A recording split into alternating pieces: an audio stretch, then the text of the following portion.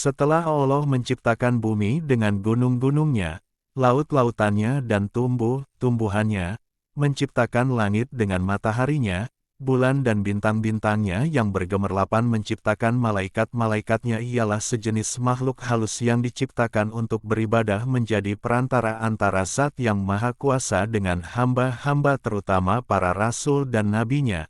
Maka tibalah kehendak Allah SWT, untuk menciptakan sejenis makhluk lain yang akan menghuni dan mengisi bumi, memeliharanya, menikmati tumbuh-tumbuhannya, mengelola kekayaan yang terpendam di dalamnya, dan berkembang biak turun-temurun waris-mewarisi sepanjang masa yang telah ditakdirkan baginya.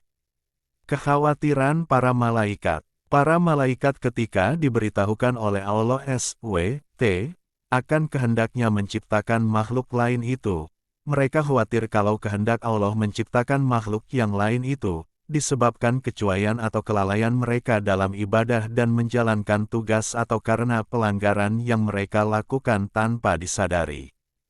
Berkata mereka kepada Allah Subhanahu wa Ta'ala, "Wahai Tuhan kami, buat apa Tuhan menciptakan makhluk lain selain kami, padahal kami selalu bertasbih, bertahmid, melakukan ibadah dan mengagungkan nama-Mu tanpa henti-hentinya, sedang makhluk yang Tuhan akan ciptakan dan turunkan ke bumi itu, nescaya akan bertengkar satu dengan lain, akan saling bunuh-membunuh, berebutan menguasai kekayaan alam yang terlihat di atasnya dan terpendam di dalamnya, sehingga akan terjadilah kerusakan dan kehancuran di atas bumi yang Tuhan ciptakan itu."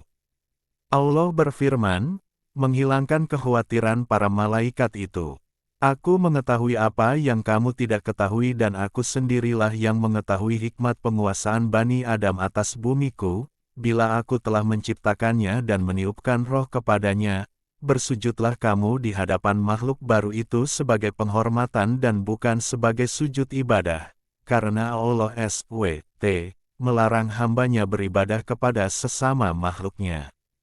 Kemudian diciptakanlah Adam oleh Allah SWT, dari segumpal tanah liat, kering dan lumpur hitam yang berbentuk, setelah disempurnakan bentuknya ditiupkanlah roh ciptaan Tuhan ke dalamnya dan berdirilah ia tegak menjadi manusia yang sempurna.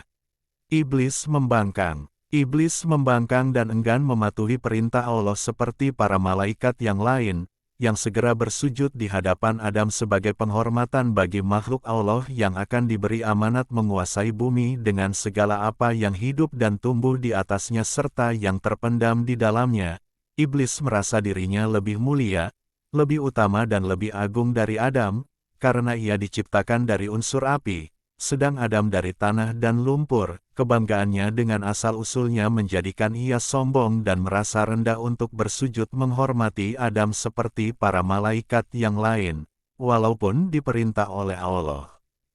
Tuhan bertanya kepada iblis, "Apakah yang mencegahmu sujud menghormati sesuatu yang telah aku ciptakan dengan tanganku?"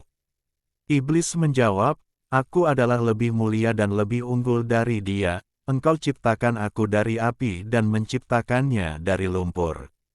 Karena kesombongan, kecongkakan dan pembangkangannya melakukan sujud yang diperintahkan, maka Allah menghukum iblis dengan mengusir dari surga dan mengeluarkannya dari barisan malaikat dengan disertai kutukan dan laknat yang akan melekat pada dirinya hingga hari kiamat. Di samping itu ia dinyatakan sebagai penghuni neraka.